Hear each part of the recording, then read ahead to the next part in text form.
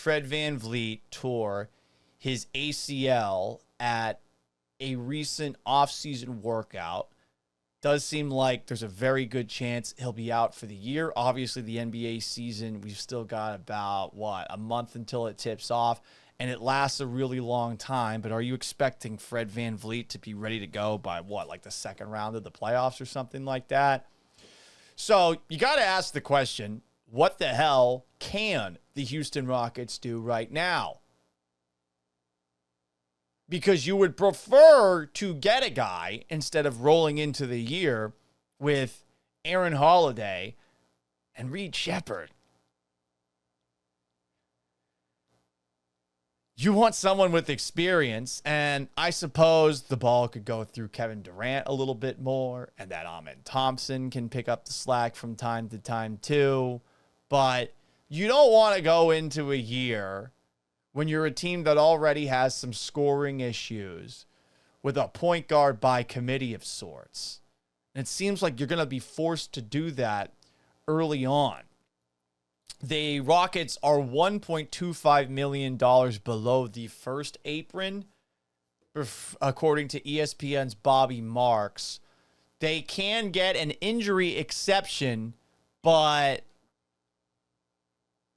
I think they have to wait a little bit to actually get it.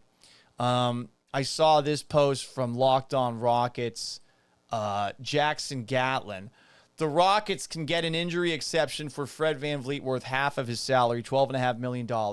It doesn't allow them to go past the first apron.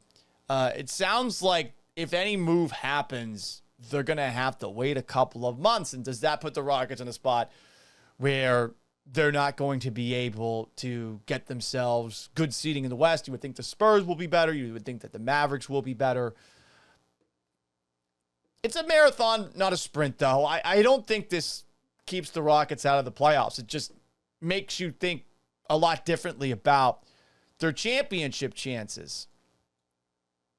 So now there's a lot of pressure on Reed Sheppard, and while I think he has shown flashes of belonging in the NBA, he's had a couple of games where he started cooking. Not for very long. He has active hands defensively, seems to be a pretty good passer, but also seems like someone you can overwhelm with size. We're going to figure out a lot about him, because I would imagine the Rockets are just going to throw him right into the fire. Unless Ime Udoka's like, no, I'm sticking with the vets. We're going to put a lot of Aaron Holiday out there. But we're going to learn a lot about Reed Sheppard this year. I suppose that makes this season a little bit more interesting. And for all the people who are constantly complaining about Fred VanVleet playing, all you people who wanted Fred VanVleet gone, and there were a lot of you assholes last year, the way that you framed your anger that the Rockets were playing Fred VanVleet was, quite frankly, dickish, and ended up looking a little bit foolish come playoff time when Fred VanVleet was the best Rockets player offensively in that series against the Warriors.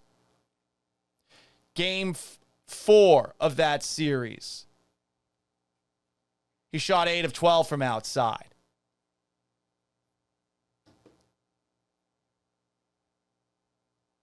Game 5 of that series, 4 of 6 from outside. Game 6, 6 for 9 from outside. He was lights out in crunch time. He was putting up shots. You were wondering how the hell he was doing it. He's a guy who has always said, I'm going to be as aggressive as I possibly can be. Doesn't matter if I miss a bunch of shots. If I have an opportunity to put up 20 shots, I'm going to put up 20 shots.